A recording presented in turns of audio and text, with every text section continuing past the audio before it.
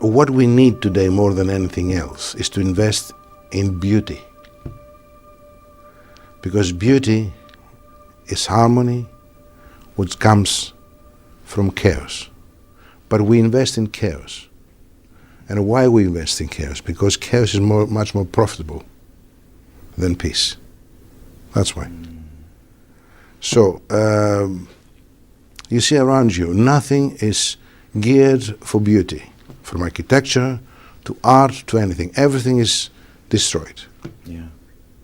So, and beauty is a kind of safety valve for people. And music as well. Music, I don't think music is beautiful today. Music is just a way to advertise other things, because music is very powerful as force, and then through music we can advertise anything we want.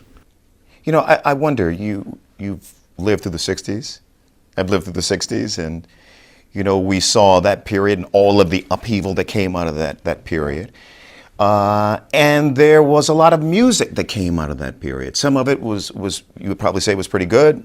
Others of it was probably not so good. Do you think that there is an opportunity in this period that we're living in now for some pretty exceptional music? I don't know. It's been, as you say, it's been a lot of music. I can say innocent music and maybe manufactured music. And then we went through the manufactured music for years and years and years and years. And then record companies, they became very, very, very, hungry, and, when music becomes a product and a record company becomes an industry, then what do you want to say? Something is wrong about that. Yeah. And yet you were really a part of that system, weren't you? 50, 51, 52 recordings? Yes and no, because when I started with this, I had the impression that by being successful, which unfortunately I've been, I will be able to do things that actually they're different. But more successful you become, more prisoner you become to the system, because they don't allow you to do things. Success didn't buy you in your career more freedom? No, at the contrary. Explain that. I would think if you're successful, you get an opportunity to say, no, I don't want to do that. I don't want to go on the road and do 100 cities in 100 days, right? You become a product, okay? And the record company invests in that. Now, if you are Coca-Cola and you want to change the taste, what's going to happen? Okay. You have to keep it until you die. That's why people that actually they are a certain age today, they're still doing the same and they look ridiculous. Because they don't dare changing something. I didn't start in this business because I wanted to become a pop star or a star or whatever. I was trying, to do something, and I had to fight from inside, not from outside. Yeah. But it's very, very difficult, extremely difficult. Because for my interest is music, is not to become famous and to give concerts, as you say. But the reality is, you became a star. How did it change your life? How did it, as you're telling me now, limit your choices? It does limit the choices, yes. Choices of expression, yes. Choices to buy, for example, a nice car and a nice house, no. But this is not the goal, this is not the target. The target is when I was really very, very young, I thought that by being successful, I will be able to do more. But no, you can't. I mean, Church of Fire is 35 years ago, and it's just like a stump. You can't get out of it. Let's put it another way. Yeah. You have the music and you have the composer. Who drives who? If, for example, the music drives the composer, the result will be honest and healthy. If the composer drives the music, the result will be dishonest and record business. It's easy. I mean, music is the most important thing. I'm serving music. I love the stories, and I wonder if some of this Which one? has become a bit of an urban legend with you. Which one? But I love the stories of your youth and you coming to music. And what was it? Was it just sounds that piqued your interest? Were you shown the piano? Did you find the piano? How did that happen? Did music find you? Did you find music? I don't remember. I just found myself sitting on the piano. And that's it. And it just happened. It just happened. It just happened, and I don't know. Until now, I don't know how to explain that. Because this is crazy. There are a number of people, okay, who have gone on and had remarkable careers who don't have formal training. Yeah. And you're one of those people who has made amazing music throughout a career and can't point to formal training at all. So how do you explain your creative process, this idea of being a vessel for music? Okay, because we call formal training when it comes to music schools. My formal training was nature. My teacher is nature itself. My teacher is music itself. What does that mean, Vangelis? I'm talking to you, you are music. I am music, everybody's music. It's a mathematical equation. It's the way that you perceive things, that you see things. Doesn't mean that you go into school and you become a musician. Most of the schools, they teach a repertoire, but not music. Yeah. Music is a different thing. It's not what we think today. It's one of the most important things that do distort it, like many other important things. You see, we talk about peace, is distorted. We talk about love, is distorted. We talk about music, is distorted. You know, we have to just a little bit think. Yeah. Maybe at night when we're alone. What is this? What that means? The other one doesn't. What it means? What is music? What is you say love? What is all those kind of things? Not the cliche things. So you We'll go think with deeply cliché. about these things. Yes, because they're the most important.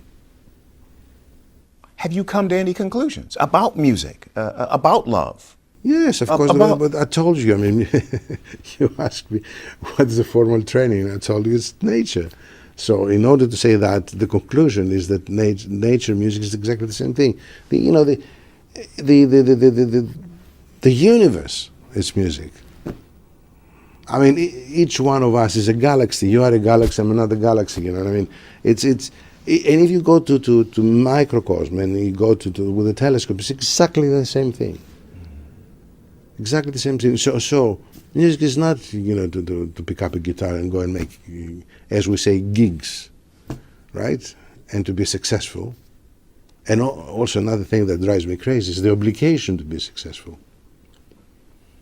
Why have to be obliged to be successful?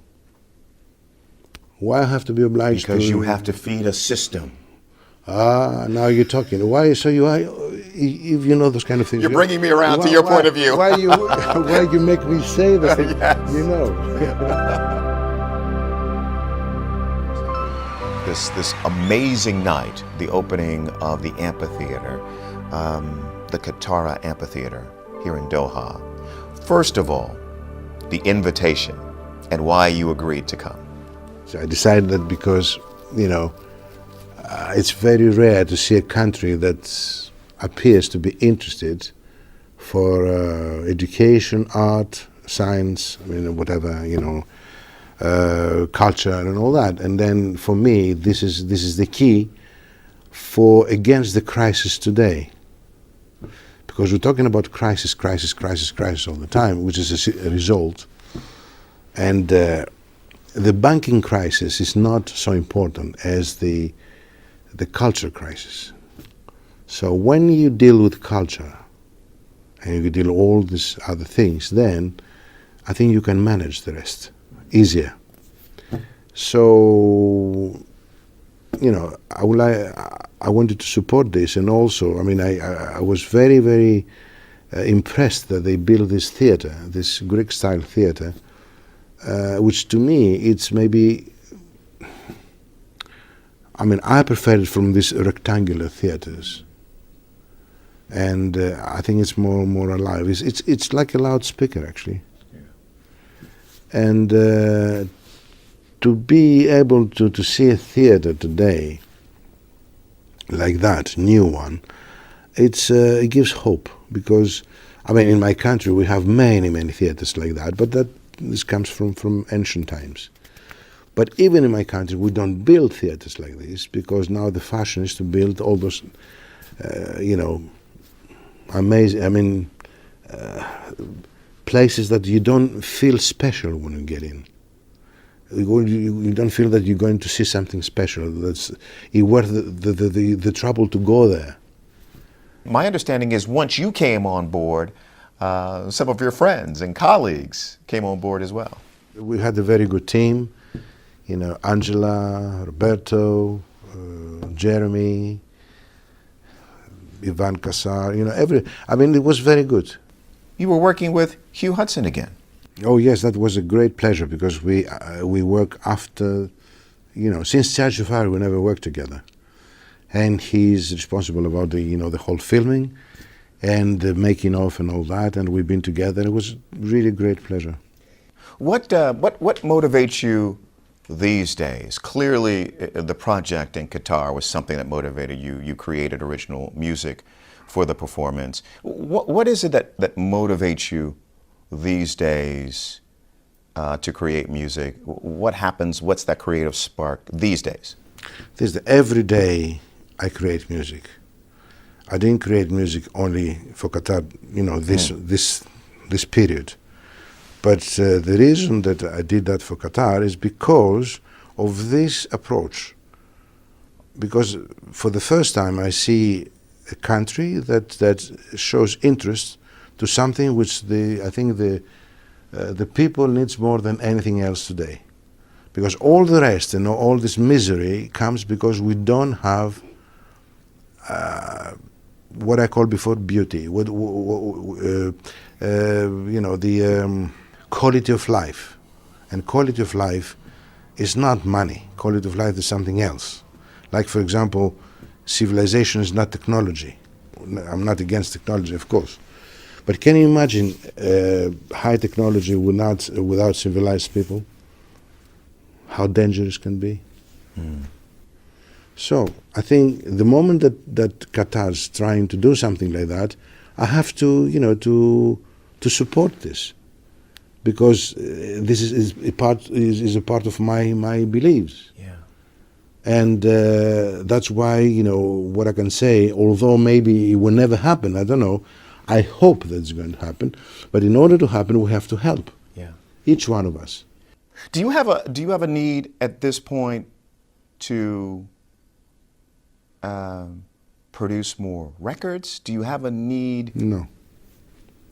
I compose music every day. Yeah. Do you have a need to, I don't know, either through the internet or whatever else, to get that out to people, to have them hear it, to have them, maybe share what it is you're feeling, thinking, and influence this kind of the kind of world that you'd like to see? Sharing is very important, but as I said, I don't want to impose. So the moment if you go through the system, then you have to impose things. It's a very, very dangerous game. Yeah. It's against my principles. Being in a kind of situation which, in one hand, they do exactly the contrary of what you believe, and the other hand you try to keep the balance. It's a very difficult thing. Right. Speaking of sharing, you know what? I've spent some time with you now. You have a wonderful life. You have. How do you know? Well, because can I tell you something? I will tell you, just from the people that I've met around you. Yeah.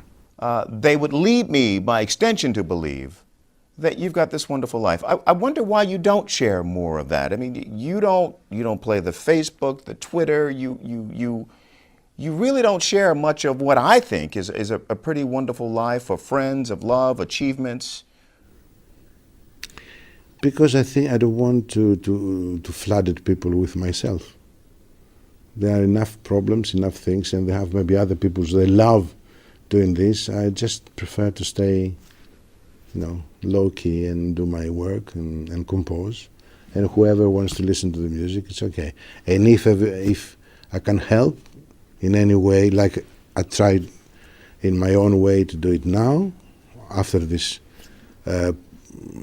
proposition from these wonderful people from Qatar. What else I can do? Yeah. And I paint, and I feel very happy like that, and I try to keep the balance like that.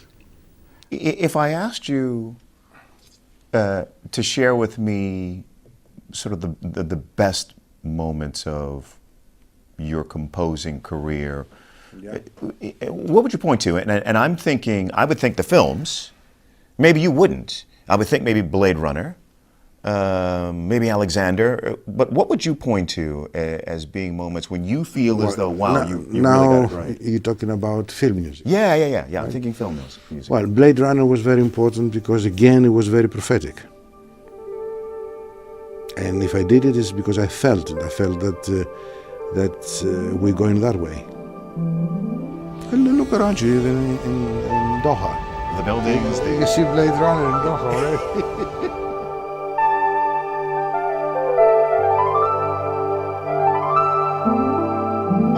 When are you your happiest? What are you doing? Where are you in the world?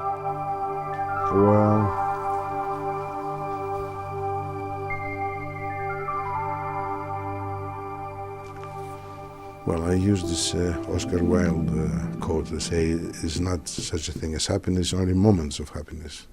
And those moments of happiness, they can happen everywhere. Everywhere. Any moment. Always it's the reason. Sometimes you know the reason, sometimes you don't know the reason. When I'm with music, I'm very, very happy. When I'm with people that I love, I'm happy. What else? When I'm healthy, I'm happy. When I see people smiling, I'm happy. But it depends, But I'm not unhappy. Legacy. There's more work to come, I know. But what do you think about, what would you like for people to remember about your body of work?